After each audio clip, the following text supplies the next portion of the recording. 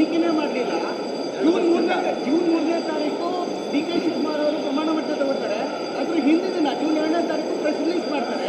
ಅಂದ್ರೆ ಉದ್ದೇಶ ನಮ್ಮನ್ನು ಸೇರಿಸ್ಕೋಬಾರ್ದು ಅಂತ ಮೋಟಿವೇಟೆಡ್ ಅಂತಾರೆ. ತನಿಖೆ ಯಾಕೆ ಮಾಡಿಲ್ಲ ಸಿಬಿಐ ಅಂತ ಪ್ರಶ್ನೆ ಮಾಡ್ತಿದ್ದಾರೆ. ತನಿಖೆ ಮಾಡ್ದಿರ ಅರೆಸ್ಟ್ ಆಗಿ ಜೈಲ್ಗೆ ಹೆಂಗೆ ಹೋದ್ರು ಇವರು? ತನಿಖೆ ಮಾಡ್ದಿರ ಚಾರ್ಜ್ ಶೀಟ್ ಹೆಂಗೆ ಹಾಕಿದ್ರು ಇವರು? 900 ಪೇಜು ಚಾರ್ಜ್ ಶೀಟ್ ಇರೋದು.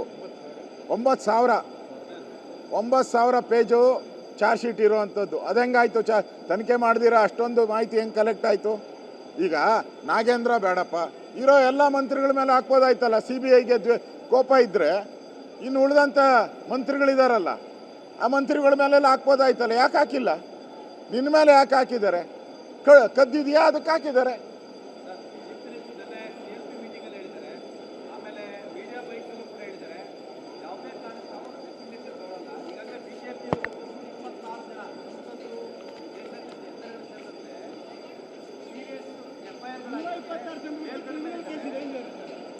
ಈಗ ಈಶ್ವರಪ್ಪನ ಘಟನೆ ಆದಾಗೂ ಕೂಡ ಕಾಂಗ್ರೆಸ್ ಅವರು ಒಂದು 100 ಜನದ ಮೇಲೆ FIR ಇತ್ತು,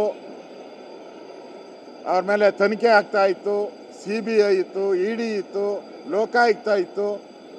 ಹೆಂಗೆ ಈಶ್ವರಪ್ಪಂದು ನೀವು ರಾಜೀನಾಮೆ ತಗೊಂಡ್ರಿ? ಹೆಂಗೆ ತಗೊಂಡ್ರಿ ಹೇಳಿ?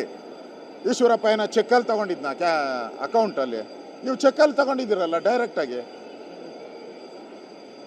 ಚೆಕ್ಕಲ್ಲಿ ತಗೊಂಡಿರೋದು ದಾಖಲೆ ಬಂದಿದೆಯಲ್ಲ ಈಗ CBI ರಿಪೋರ್ಟಲ್ಲಿ.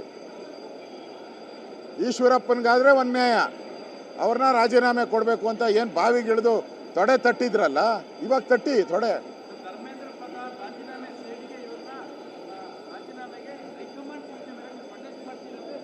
ಅದು ಪಾರ್ಲಿಮೆಂಟ್ ವಿಚಾರ, ಇದು ಅಸೆಂಬ್ಲಿ ವಿಚಾರ.